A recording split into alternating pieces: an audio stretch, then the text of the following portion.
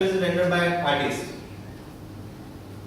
I think next slide.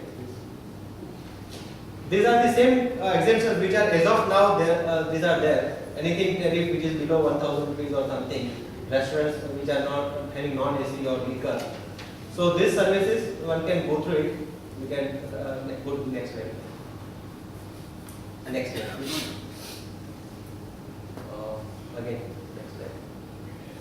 The abatements, the increase in this, the most important one is the construction related abatement. Next slide, it is in the next slide. That either two for availing that 25%, I think it's still in the next slide. Last one, builders inclusive value. Either two they were getting the abatement of 75%, only on 25% tax was payable, but there was no salvage credit allowed. Now all the builders will be getting salvage credit on input services as well as capital. So this is the biggest good relief to the builders. Next. And it will be on a gross basis or against the 40%? Only on 25% you need to pay tax, and even against that you can get that set off. The entire amount. Which one is 100%? Pardon? Entire. Entire amount Yeah. or 40%? 40%? No. Which 40%? Whatever tax you have paid, the entire is a credit. Right. Tax paid on input services and capital goods without any kind of proportionate limit. Capital Very goods will be good. 50%. Capital goods is 50% in 2 financial years. Right? Yeah, that is there. But effectively, the salvage credit would be allowed to the fullest extent. And if it is SSI small scale, then within 1 year they can take it. But otherwise, in 2 equal again, the abatement in the case of works permit has been increased from 33% to 40%. No, the abatement has been reduced. The taxable portion has been increased from 33% to 40%. And in case of furnishing services, again, it has been raised from 33% to 60%. So that is a big jump. Next. But with availability of salvage credit, which was not there. Reverse charge mechanism. Now they have come out with some dual based reverse charge also. That in certain services, both service provider as well as service recipient would be liable to pay tax. Next. This is the proportion in which the service recipient and service provider has to pay service tax. Both the parties. Next.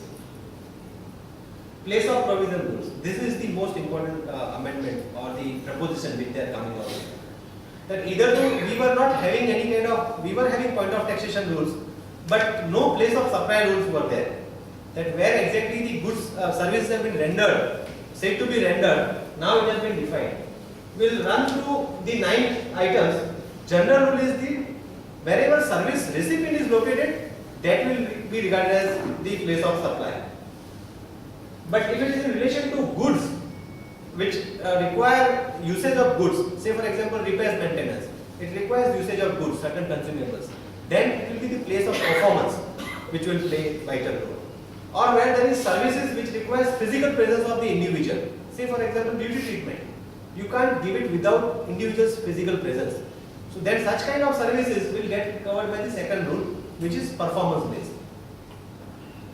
Services in relation to immovable property will be location based. Wherever the property is located, the architectural services or any kind of services in relation to property would get covered under the location of the property.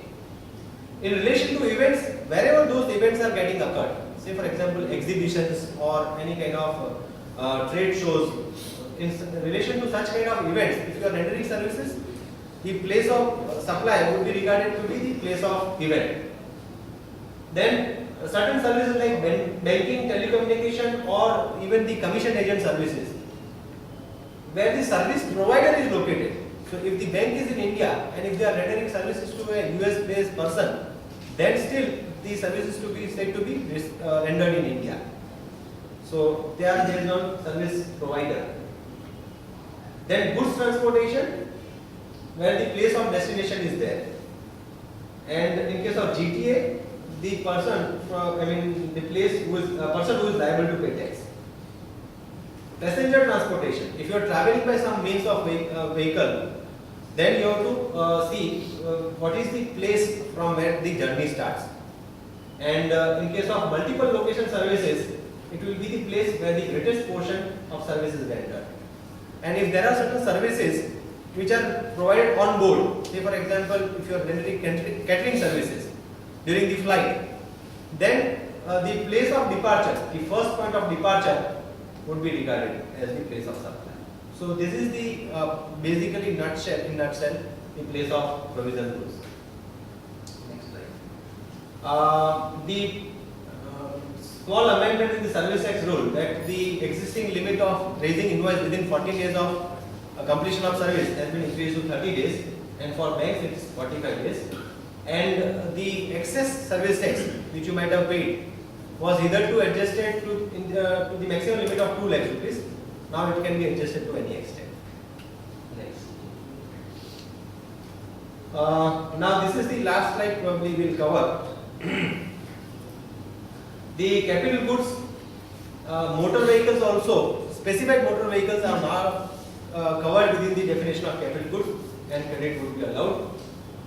And the refund of survey credit, which is the next important amendment, either to for export of services, one was supposed to establish the nexus of input service and exported output service. So there are many issues created by this refund granting authorities. So now they have made it very simple that you don't have to establish any nexus between your input service and output service. Straight away ascertain the proportion of your export turnover vis-a-vis your total turnover, and whatever that apply the same thing to your standard credit and claim the refund. So that much straight away refund would be granted without any question. Next.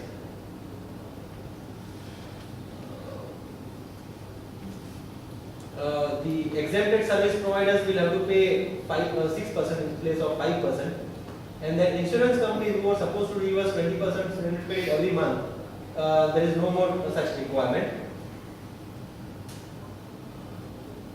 Certain changes in relation to service distributors, input service distributors, technical and procedural ones. Next slide. And time limit for issuing demands, which was either to 12 months. Unless there is some suppression of facts or willful evasion, the normal limit by which the service tax authorities can issue a demand notice was 12 months. Now they have raised that 12 months to 18 months. And even the period which is being stayed by the government tribunal or court will also be excluded. So to that extent, they have got the higher period to raise the demand. And settlement commission powers also provisions made applicable to the service tax law. Period of filing appeal, which was either to 3 months, have been reduced to 2 months, and the powers of condonation with the officer, which was 3 months, has got reduced to 1 month. So effectively now maximum within 3 months you have to file the appeal, even with condonation. Now the prosecution rules, which also provided that if you don't raise an invoice after rendering services, you could be prosecuted. Now they have removed that kind of draconian provision. So that is no more. Central excise provisions may not be of interest to you. Only item which has got covered recently is the unbranded jewelry, and the rate has been increased from 10 to 12%. In ready-made garments, the abatement rate has been increased from 50% to 70%. So these are the important changes. And certain processes are being defined to the manufacturing activities, like cutting aluminum foils or something of that, embossing on jewelry are considered to be manufacturing processes. So I think with this next slide, Sanjay bhai. Next. That's all. Thank you very much for giving me this session here. And I hope the recharge fallen short, or I don't know. But there were a lot of changes which probably cannot be explained in detail, and still I tried to cover maximum. Thank you very much for giving me patience.